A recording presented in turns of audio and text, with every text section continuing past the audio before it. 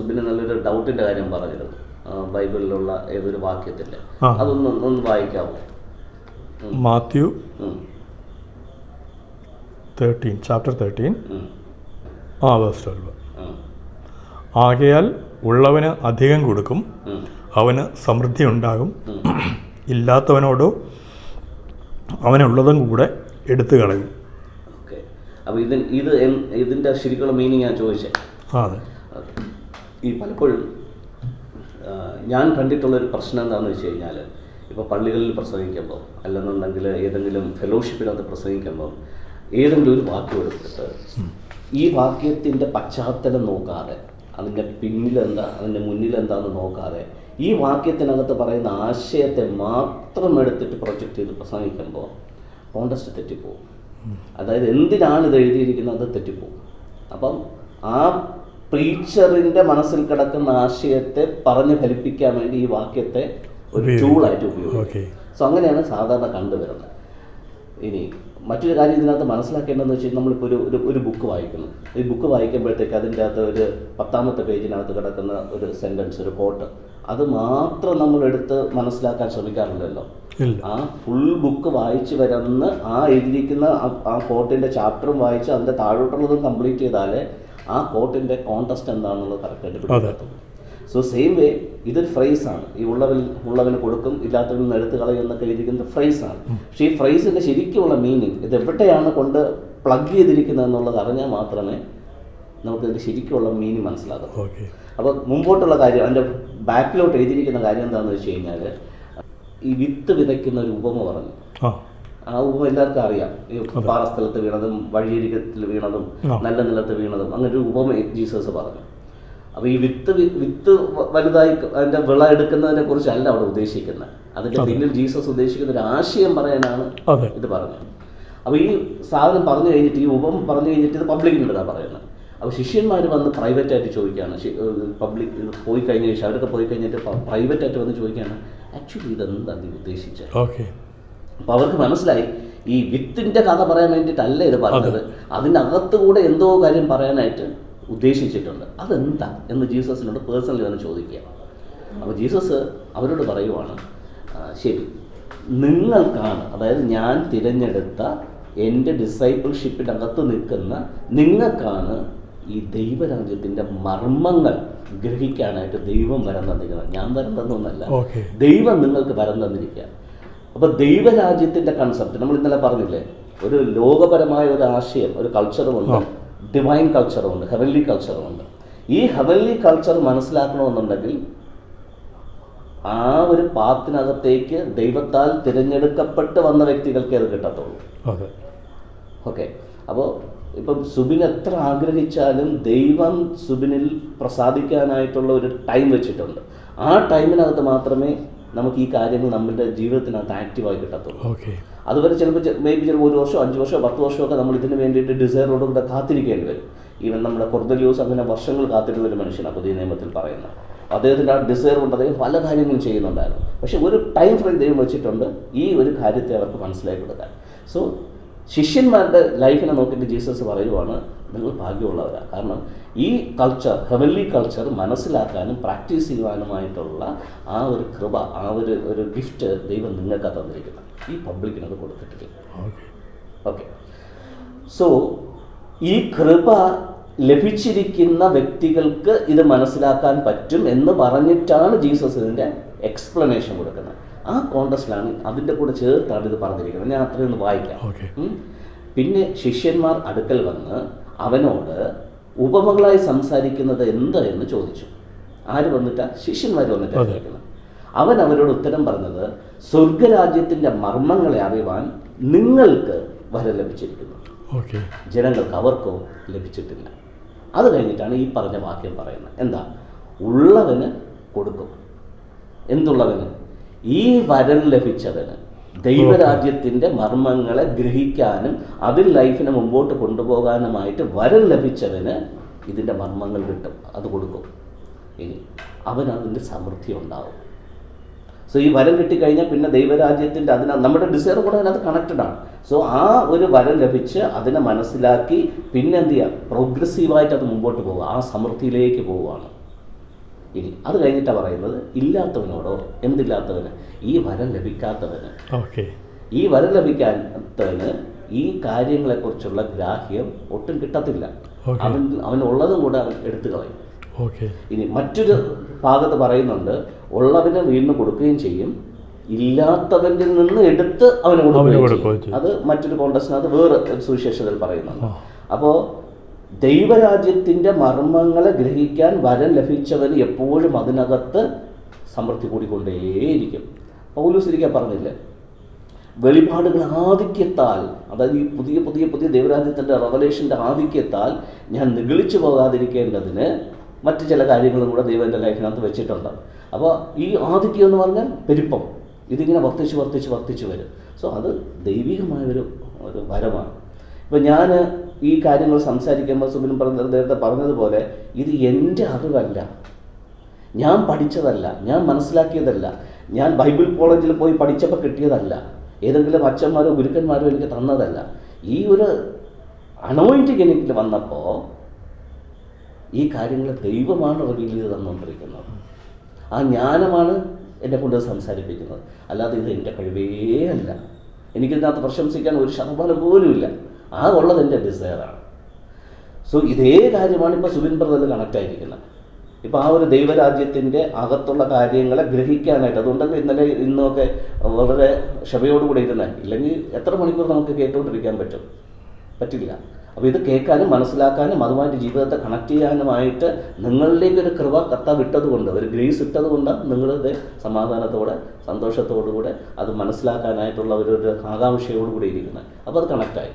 ഇനി അതിൻ്റെ വർധനമുണ്ടാവും. ആ ഡിസയർ ഉണ്ടെങ്കിൽ ഇതിൻ്റെ വർധനമുണ്ടാവും. അപ്പോൾ സുബിൻ ബ്രദറിനും പറയാൻ പറ്റും, ഞാൻ വായിച്ചിട്ടല്ല, ഞാൻ കേട്ടിട്ടല്ല, ഞാൻ മനസ്സിലാക്കിയിട്ടല്ല, എൻ്റെ അകത്തുനിന്ന് ദൈവം ഈ ഒരു കാര്യം എനിക്ക് തരുക. സോ ഇതൊരു ഗിഫ്റ്റ് എന്ന് പറയാൻ കാരണം, ആ ഒരു കൃപയെന്ന് പറയാനാണ്, അല്ലെങ്കിൽ വരമെന്ന് പറയാൻ കാരണം. സോ ഈ വരത്തെക്കുറിച്ചാണ് പറയുന്നത് അവിടെ. അപ്പോൾ ഇത് ദൈവികമായതുകൊണ്ട് നൽകപ്പെട്ട് കഴിഞ്ഞാൽ വർധനമായിരിക്കും. ഇനി മറ്റൊരു വ്യക്തിയെ സംബന്ധിച്ചിടത്തോളം, ഇപ്പോൾ ഒരു പാസ്റ്റർ ആകട്ടെ, അല്ലെങ്കിൽ ഒരു അച്ഛനാകട്ടെ, അല്ലെങ്കിൽ മറ്റൊരു വ്യക്തിയാകട്ടെ, അവർക്ക് ഈ കൃപ കിട്ടിയില്ല എങ്കിൽ കിട്ടാത്ത എന്തുകൊണ്ടാണ്? ഒന്നാമത് അവർക്ക് ഡിസയർ ഇല്ല, അവരിതിനെക്കുറിച്ച് അന്വേഷിക്കുന്നില്ല. അവർ പഠിച്ചു വെച്ച, നേരത്തെ പറഞ്ഞതുപോലെ അക്കാഡമിക്കലി അവർ പഠിച്ച് മനസ്സിലാക്കി വെച്ചിരിക്കുന്ന കാര്യങ്ങളെ വെച്ചിട്ടാണ് അവർ മുന്നോട്ട് പോകുന്നത്. അപ്പോൾ ദൈവികമായിട്ടുള്ള ഒരു ഗിഫ്റ്റിനെ കുറിച്ചിട്ട്, അല്ലെങ്കിൽ ഒരു കൃപയെ കുറിച്ചിട്ട് അവർ വാഞ്ചിക്കാത്തത് കൊണ്ട് ഈ കാര്യം അവർക്ക് അടഞ്ഞിരിക്കുക, അവർക്ക് നൽകപ്പെട്ടിട്ടില്ല. ഇത് ഇന്നത്തെ കാലത്ത് മാത്രമല്ല, ജീസസിൻ്റെ കാലത്തും അത് തന്നെയാണ്. ഓക്കെ. അപ്പോൾ അതും കൂടെ പറയുമ്പോൾ ഇത് കംപ്ലീറ്റ് ആകും. നമ്മൾ ഇന്നലെ സംസാരിച്ചില്ലേ, എത്യോപ്യ രാജ്ഞിയുടെ ഷണ്ണൻ തിരുവെഴുത്തുകൾ വായിച്ചുകൊണ്ടിരിക്കുകയാണ്. ഈ തിരുവെഴുത്തുകൾ മുന്നേ പഠിപ്പിച്ചുകൊണ്ടിരുന്നത് ആരാ? പുരോഹിതന്മാരാണ്, അല്ലേ? പുരോഹിതന്മാരും മഹാപുരോഹിതന്മാരുമാണ് തിരുവെഴുത്ത് പഠിപ്പിക്കാനായിട്ട് നിയോഗിക്കപ്പെട്ടത് മോശയുടെ കാലത്ത്. പക്ഷേ ഈ ഷണ്ണൻ ഈ തിരുവെഴുത്ത് വായിച്ചുകൊണ്ടിരിക്കുമ്പോൾ ഇതിൻ്റെ ശരിക്കുമുള്ള ആത്മീയ അർത്ഥം ഗ്രഹിപ്പിക്കാനായിട്ട് ദൈവം അയക്കുന്നത് ഫിലിപ്പോസിനെയാണ്. ഫിലിപ്പോസ് ഒരു പുരോഹിതനല്ല, ഒരു പരീശനല്ല, പണ്ഡിതനല്ല, യേശുവിൻ്റെ ശിഷ്യൻ മാത്രമാണ്. പക്ഷേ യേശുവിൻ്റെ ശിഷ്യനെ എന്തുകൊണ്ട് അയച്ചു എന്ന് ചോദിച്ചു കഴിഞ്ഞാൽ, അദ്ദേഹം ഇപ്പോൾ കണക്റ്റഡായിട്ട് നിൽക്കുന്നത് ഈ ദൈവരാജ്യത്തിൻ്റെ പ്രിൻസിപ്പിൾസിലാണ്, ആ ഒരു കൾച്ചറിലാണ്. ആ കൾച്ചറുള്ളൊരു വ്യക്തി അയച്ചിട്ടാണ് ഷണ്ണന് ഈ ഒരു വെളിച്ചം കൊടുക്കുന്നത്. അപ്പോൾ അവിടെ ക്വസ്റ്റ്യൻ വരാം, എന്തുകൊണ്ട് പുരോഹിതനെ അയച്ചില്ല? എന്തുകൊണ്ട് മതപുരോഹിതന്മാരുടെ പണ്ഡിതന്മാർ വേറെയുണ്ട്, അവരെ അയച്ചില്ല? പക്ഷെ അവർക്കൊന്നും എന്ത് കിട്ടിയിട്ടില്ല? ദൈവരാജ്യത്തിൻ്റെ വരം, കൾച്ചർ മനസ്സിലാക്കാനുള്ള വരം കിട്ടിയിട്ടില്ല. ആ വരമുള്ള വ്യക്തിയാണ് അങ്ങോട്ട് കണക്ട് ചെയ്തായിരിക്കും. മനസ്സിലായില്ല? അപ്പോൾ അതേപോലെ ഇന്നും പുരോഹിതന്മാരുണ്ടോ? ഉണ്ട്. പാസ്റ്റർമാരുണ്ടോ? ഉണ്ട്. പണ്ഡിതന്മാരുണ്ടോ? ബൈബിൾ പണ്ഡിതന്മാർ, സ്കോളേഴ്സ് ഇഷ്ടം പോലെ ഉണ്ട്. എന്തുകൊണ്ട് ദൈവം അവരെ ഒരു വ്യക്തിയുടെ പരിവർത്തനത്തിന് വേണ്ടിയിട്ട് അവരുപയോഗിക്കുന്നില്ല എന്ന് ചോദിച്ചു കഴിഞ്ഞാൽ, അവർ ഈ വരം ലഭിച്ച് ഈ കൾച്ചറൽ റണ്ണിങ് ആകുന്നവരല്ല. അവർ ബുദ്ധിയും യുക്തിയും ഉപയോഗിച്ച് ബൈബിളിനെ അപ്രോച്ച് ചെയ്യുന്ന തിയോളജി പഠിച്ച ആൾക്കാരാണ്. അവർക്ക് ജീവിതത്തെ ഷിഫ്റ്റ് ചെയ്യാൻ പറ്റത്തില്ല. ഓക്കെ.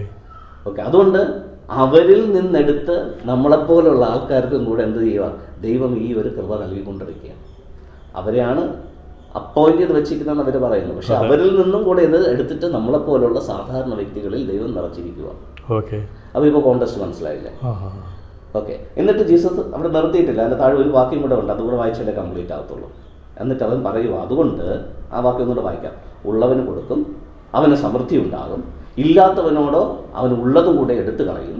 എന്നിട്ട് പറയുക, അതുകൊണ്ട് അവർ കണ്ടിട്ട് കാണാതെയും കേട്ടിട്ട് കേൾക്കാതെയും ഗ്രഹിക്കാതെയും ഇരിക്കയാൽ ഞാൻ അവരോട് ഉപമകളായി സംസാരിക്കുന്നു. ഓക്കെ.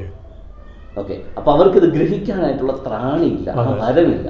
അതുകൊണ്ടാണ് ഞാൻ ഉപമകളായിട്ട് പറയുന്നത്. പക്ഷെ നിങ്ങൾക്ക് എൻ്റെ നിങ്ങളോട് എനിക്ക് ഡയറക്റ്റ് പറയാൻ പറ്റും. ഘനമുള്ള കട്ടിയുള്ള സാധനങ്ങൾ പറയാൻ പറ്റും, നിങ്ങൾക്ക് ഗ്രഹിക്കാനും പറ്റും.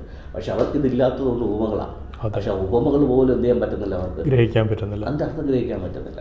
എന്നിട്ട് വീണ്ടും പറയുവാണ്, നിങ്ങൾ ചെവിയാൽ കേൾക്കും ഗ്രഹിക്കില്ല താനും, കണ്ണാൽ കാണും ദർശിക്കില്ല താനും. ഈ ജനത്തിൻ്റെ ഹൃദയം തടിച്ചിരിക്കുന്നു. അവർ ചെവി കൊണ്ട് മന്ദമായി കേൾക്കുന്നു, കണ്ണടച്ചിരിക്കുന്നു. അവർ കണ്ണ് കാണാതെയും ചെവി കേൾക്കാതെയും ഹൃദയം കൊണ്ട് ഗ്രഹിക്കാതെയും തിരിഞ്ഞുകൊള്ളാതെയും ഞാൻ അവരെ സൗഖ്യമാക്കിയിരിക്കാതെയും ചെയ്യേണ്ടതിന് തന്നെ എന്ന് യെശയ്യാവ് പ്രവചിച്ചത് അവരിൽ നിവൃത്തിയായിരിക്കുന്നു. അപ്പോൾ യെശയ്യാവ് നേരത്തെ മുൻകൂട്ടി പ്രവചിച്ചിട്ടുണ്ട്. ഈ മതഭക്താക്കൾക്ക് ഒരിക്കലും ഇത് ഗ്രഹിക്കാൻ പറ്റത്തില്ല. അത് അന്നും അതെ, ഇന്നും അതെ. അപ്പോൾ അവരുടെ കണ്ണ് കാണണമെങ്കിൽ, അവരുടെ ചെവി തുറക്കണമെങ്കിൽ, അവരുടെ മനസ്സ് പ്രകാശിക്കണമെന്നുണ്ടെങ്കിൽ അവർ ഡിസയറിനോടൊപ്പം ദൈവത്തിൻ്റെ വരം കൂടെ ഉണ്ടെങ്കിലേ പറ്റത്തുള്ളൂ.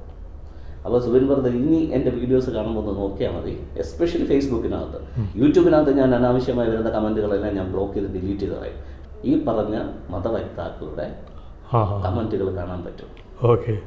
നമ്മൾ ചില കാര്യങ്ങൾ ദൈവം തന്നിട്ട് ഹോളി സ്പിരിറ്റിലൂടെ ചില കാര്യങ്ങൾ റിവീൽ ചെയ്ത് പറയുന്നതിൻ്റെ അകത്ത് മതവക്താക്കൾ വന്നിട്ടിരിക്കുന്ന വൾഗറായിട്ടുള്ള കമൻറ്റ് കാണുമ്പോൾ ഈ പറഞ്ഞ ആശയം അവിടെ നമുക്ക് വളരെ വ്യക്തതയോട് കാണാൻ പറ്റും. സോ നമ്മൾ പ്രതികരിച്ചിട്ടൊന്നും കാര്യമില്ല, അവർക്ക് മനസ്സിലാകത്തില്ല. അത് ആരുടെ കുഴപ്പമെന്ന് ചോദിച്ചു കഴിഞ്ഞാൽ അവർക്ക് ഡിസൈർ ഇല്ലാത്തതുകൊണ്ട്, ദൈവം കൊടുത്തിട്ടില്ലാത്തതുകൊണ്ട് അവർക്ക് ഗ്രഹിക്കാൻ പറ്റുന്നില്ല. അവർ വിചാരിക്കുന്ന അവർ പഠിച്ചു വെച്ചിരിക്കുന്ന തിയോളജിക്കലി ഉള്ള കാര്യമാണ് ഏറ്റവും ശ്രേഷ്ഠമെന്ന്. അപ്പോൾ ഇത് ക്ലിയർ ആയോ? ഓക്കെ. ഇനി എന്തെങ്കിലും ഉണ്ടോ സുബിൻ തന്നെ സംസാരിക്കാത്തത്? അല്ല, ഇത് ഞാൻ മതത്തിൻ്റെ ഇത് പറഞ്ഞപ്പോൾ ഓർത്തെ, അല്ല ഇത് നമ്മളിപ്പോൾ ഇവിടെ നോക്കുമ്പോഴത്തേക്കും ഈ നമ്മൾ അത്ഭുതപ്പെടുകയാണ്. അപ്പോൾ ഇവർ വളരെ, ഇപ്പോൾ ഇവർക്ക് ബൈബിള് മര്യാദയ്ക്കൊന്ന് വായിച്ചു കഴിഞ്ഞാൽ മനസ്സിലാവില്ലേ അവർ ചെയ്യുന്ന പൊട്ടത്തരമാണെന്നുള്ളത്. ഓക്കെ. ഈ ലോജിക്കലി ചിന്തിച്ചു പോയാൽ പോലും അതിനകത്ത് കാര്യങ്ങളുണ്ട്. അതാണ്. പക്ഷെ നമ്മൾ ഈ പറഞ്ഞ കാര്യം അതിലുമല്ല. ഇത് ദൈവികമായ ഒരു ഇനീഷ്യൽ പ്രോസസ്സാണ്. അത് ദൈവം തന്നെ വിചാരിച്ചാൽ ഇത്തരത്തിൽ നമുക്ക് മുമ്പോട്ട് പോകാൻ പറ്റും. ഇനി അവർ ചെയ്യുന്ന കാര്യത്തിനകത്തുള്ള പോരായ്മകൾ ലോജിക്കലി ബുദ്ധിപരമായി ചിന്തിച്ച് വായിച്ചു കഴിഞ്ഞാൽ കുറേ റെക്ടിഫൈ ചെയ്യാൻ പറ്റുന്നുണ്ട്. പക്ഷെ അതുപോലെ ഇവർ ചെയ്യുന്നില്ല എന്ന് പറഞ്ഞു കഴിഞ്ഞാൽ അതിപ്പോൾ കണ്ടില്ലേ, ഇപ്പോൾ കണ്ണൂർ എങ്ങാണ്ട് ഇപ്പോൾ ഏതാണ്ട് ജീസസിൻ്റെ മുഖം പ്രത്യക്ഷപ്പെട്ടെന്നോ എന്താണ് എന്നൊക്കെ പറഞ്ഞിട്ട് ഇപ്പോൾ ഒരു ഏറ്റവും ലേറ്റസ്റ്റ് ആയിട്ടുള്ള അത്ഭുതം അതാണ്.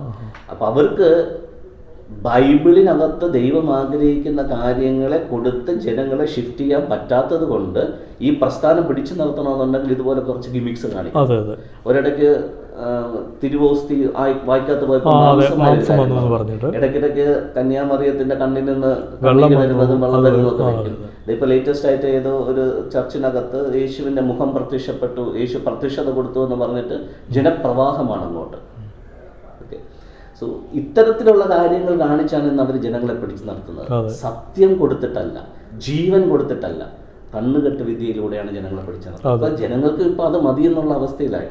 എൻ്റെ കാര്യം നടക്കണം, എൻ്റെ കടം മാറണം, എൻ്റെ മോന് എഡ്യൂക്കേഷൻ ക്വാളിഫിക്കേഷൻ വരണം, അല്ലെങ്കിൽ ജയിക്കണം, പാസ്പോർട്ട് കിട്ടണം, വിസ കിട്ടണം, ഇങ്ങനെയുള്ള പരിമിതമായ ആശയങ്ങളിലേക്ക് ജനങ്ങളും സങ്കുചിതമായിട്ടിരിക്കുവാണ്. അതെ അതെ അതെ. അതെന്ന് വെച്ച് കഴിഞ്ഞാൽ ഇപ്പം ഈ റിലീജിയൻ്റെ ബേസിക് ആയിട്ടുള്ള സാധനം നമ്മുടെ ഒരു ഇന്നർ ഗ്രോത്താണ്, അല്ലെങ്കിൽ ഒരു സെൽഫ് ട്രാൻസ്ഫോർമേഷൻ നമുക്ക് വേണമെങ്കിൽ പറയാം. എന്നാൽ നമ്മളിപ്പോൾ ഇവിടേക്ക് ഒബ്സർവ് ചെയ്യുമ്പോഴത്തേക്ക് ഇവിടെ എല്ലാം നമ്മൾ ഈ കാര്യസാധ്യത്തിനായിട്ടുള്ള ഒരു പരിപാടി എന്നുള്ള രീതിയിലാണ് അവിടെ പ്രൊജക്റ്റ് ചെയ്യുന്നതും അവിടെ ചെല്ലുന്ന ആളുകൾ പോകുന്നതും. ഇപ്പോൾ സുബിൻ ബ്രദർ അന്വേഷിച്ചത് എന്തെങ്കിലും ഒരു കാര്യസാധ്യത്തിന് വേണ്ടിയിട്ടല്ല, പേഴ്സണൽ ഗെയിനിന് വേണ്ടിയിട്ടോ അല്ലെങ്കിൽ ഒരു സോഷ്യൽ ഗെയിനിന് വേണ്ടിയിട്ടോ അല്ല. നിങ്ങൾ ആഗ്രഹിച്ചത് നിങ്ങളുടെ വ്യക്തിത്വത്തിന്റെ പരിവർത്തനത്തിന് വേണ്ടിയിട്ടാണ്, അല്ലെങ്കിൽ ദൈവം എന്താണ് സുബിൻ എന്ന് പറയുന്ന വ്യക്തിയിലൂടെ ആഗ്രഹിക്കുന്നത് അതിൻ്റെ ഒരു പരിവർത്തനത്തിന് വേണ്ടിയാണ് നിങ്ങളിപ്പോൾ എഫേർട്ട് ഇടുന്നത്, ടൈം സ്പെൻഡ് ചെയ്യുന്നത്, ഇൻവെസ്റ്റ് ചെയ്യുന്നത്. സോ ഇങ്ങനെ മൈൻഡുള്ള ആൾക്കാർ കുറവായത് കൊണ്ടാണ് അവർ ആ ബിസിനസ്സിനെ ഇപ്പോഴും കൊണ്ടുപോകുന്നത്. സോ ആൾക്കാരെയും കുറ്റം പറയണം, മതവക്താക്കളെയും കുറ്റം പറയണം. ഒരു ആംഗിൾ നോക്കുമ്പോൾ അവർ സത്യത്തെ കൊടുക്കുന്നില്ല, മറച്ചു വെക്കുന്നു, അതുകൊണ്ട് ജനങ്ങൾ സത്യം അറിയുന്നില്ല. ഇപ്പുറത്ത് നോക്കുമ്പം സത്യം അറിയാൻ ഇവർ ആഗ്രഹിക്കുന്നില്ല. ആഗ്രഹിക്കാത്ത ഒരാളെ കൊടുത്തിട്ടും കാര്യമില്ല. സോ രണ്ട് സൈഡിനകത്തും പ്രശ്നമുണ്ട്. കാരണം അവിടെയുള്ള സ്ഥലങ്ങളിലെല്ലാം വരുന്ന ആളുകൾക്ക് സ്പെസിഫിക് ആയിട്ടുള്ള നീഡ്സ് ഉണ്ട്, സ്പെസിഫിക് ആയിട്ടുള്ള ഡിസയേഴ്സ് ഉണ്ട്. നേരത്തെ പറഞ്ഞല്ലോ വിസ ശരിയാകണം, ജോലി കിട്ടണം, അവിടെ പോകണം, ഇവിടെ പോകണം, കല്യാണം നടക്കണം എന്നൊക്കെ പറഞ്ഞു കഴിഞ്ഞിട്ട് ഒരു വലിയ ലിസ്റ്റ് ഉണ്ടാവും. അപ്പോൾ ഈ ലിസ്റ്റിന് വേണ്ടി, ഈ ലിസ്റ്റുമായിട്ടാണ് അവരവിടെല്ലാം വരുന്നത്. നമ്മൾ സാധാരണ മാർജിൻ ഫ്രീ മാർക്കറ്റിലൊക്കെ ഒരു ആവശ്യങ്ങളുടെ നീണ്ട ലിസ്റ്റ് പോകുന്നത് പോലെയാണ്. സോ ഈ ഒരു പ്രവണത മാറാനായിട്ടാണ് ഞാൻ സംസാരിക്കുന്നത്, ഞാൻ ആഗ്രഹിക്കുന്നത്. ദൈവം എന്നിലൂടെ ചില കാര്യങ്ങൾ ചെയ്യുന്നതും ഇത്തരത്തിൽ ഡിസയറുള്ള ആൾക്കാരിലേക്ക് ഈ കാര്യങ്ങളെ കൊടുക്കാൻ വേണ്ടിയിട്ടാണ്. സോ അതുകൊണ്ട് തന്നെ ഞാനൊരു മാസ് കമ്മ്യൂണിറ്റിയെ എടുത്തു വെച്ച് ഞാൻ ചെയ്ത കാര്യങ്ങളെ പ്രൊപ്പഗേറ്റ് ചെയ്യാൻ ആഗ്രഹിക്കുന്നില്ല. ഇപ്പോൾ സുബിൻ വന്നതുപോലെ വിരലിൽ എണ്ണാവുന്ന ആൾക്കാരായിരിക്കും ഈ സത്യം അന്വേഷിച്ച് വരുന്നത്. അവർക്കിത് കൊടുക്കുക എന്നുള്ളതാണ്. ജീസസ് അങ്ങനെ അതല്ലേ ചെയ്തത്. ശരിക്കുമുള്ള സത്യത്തെ കൊടുത്തത് ശിഷ്യന്മാർക്കാണ്. ആ വരം ലഭിച്ചവർക്ക് മാത്രമേ ഇത് റിവീൽ ചെയ്ത് കൊടുത്തിട്ടുള്ളൂ. എന്നിട്ട് ജീസസ് പറയുകയും ചെയ്തു, പന്നികളുടെ മുമ്പ് കൊണ്ട് നിങ്ങളും ഇത് ഇടരുത്, നായ്ക്കളുടെ മുമ്പ് കൊണ്ട് ഇത് ഇടരുത്. സോ ഇത് പ്രീഷ്യസ് ആണ്. അങ്ങനെ അന്വേഷിച്ച് വരുന്നവർക്ക് മാത്രമേ ഈ വിലയുള്ള സാധനം കൊടുക്കാവൂ. സോ അത് ഒന്നാകട്ടെ മതി, രണ്ടാകട്ടെ മതി. അപ്പോൾ ജീസസ് അടുത്ത് പറയുന്നത് എന്താണ്? 2-3 പേർ, 1,00,000 പേര് കൂടുന്ന സഭയെക്കുറിച്ചല്ല ജീസസ് പറയുന്നത്. 1-2 പേർ എൻ്റെ നാമത്തിൽ ആ ഒരു ഐക്യതയിലേക്ക് വന്നു കഴിയുമ്പോൾ അവിടെയാണ് എൻ്റെ പ്രസൻസ് റിവീലാകുന്നത്. സോ ദൈവം നോക്കുന്നതും ഈ നമ്പേഴ്സാണ്, 2-3 പേർ. അപ്പോൾ ഒരു മാസ് കമ്മ്യൂണിറ്റിയിലേക്ക് വരുമ്പോഴത്തേക്ക് ഇത് ഈ സത്യത്തെ റിവീൽ ചെയ്ത് കൊടുക്കാനോ അവരെ ട്രെയിൻ ചെയ്യാനോ അവരുടെ ലൈഫിനെ പരിവർത്തനത്തിന് വിധേയമാക്കാനൊന്നും പറ്റത്തില്ല. എണ്ണം കൂടുന്തോറും പ്രശ്നമാണ്. അതുകൊണ്ടാണ് ഈ 2-3 പോലും ദൈവം അതിനെ ഷോർട്ട് ചെയ്ത് വെച്ചേക്കുന്നത്. സോ നമുക്ക് ആഗ്രഹിക്കാം ഇനിയിപ്പോൾ അടുത്ത് വരുന്ന ദിവസങ്ങളിൽ സുബിൻ ബ്രദർ ഇതിനകത്ത് ആനന്ദം കണ്ടെത്തി, അനുഭവം കണ്ടെത്തി, ആസ്വാദനം കണ്ടെത്തി, ആ ലൈഫ് കർത്താവ് ആഗ്രഹിക്കുന്ന രീതിയിൽ ഒരു ഉല്ലാസത്തിലായി കഴിയുമ്പോൾ സുബിൻ ബ്രദറിന് ഓട്ടോമാറ്റിക്കലി തോന്നും, ഈ ഞാൻ അനുഭവിക്കുന്ന ഈ കാര്യം ഒരാളിൽ കൂടെ കൊടുക്കണം, 2 പേരിൽ കൂടെ കൊടുക്കണം. അങ്ങനെ കൊടുക്കുമ്പോഴാണ് ഇതിനകത്തുള്ള ജീവൻ ഒരാളിലേക്ക് വ്യാപരിക്കുന്നത്. അല്ലെങ്കിൽ ആശയം മാത്രമേ പോകത്തുള്ളൂ, ജീവൻ പോകത്തില്ല. അപ്പോൾ നമ്മൾ അനുഭവിക്കുന്ന കാര്യം മറ്റൊരാളിന് കൊടുക്കാൻ പറ്റത്തുള്ളൂ.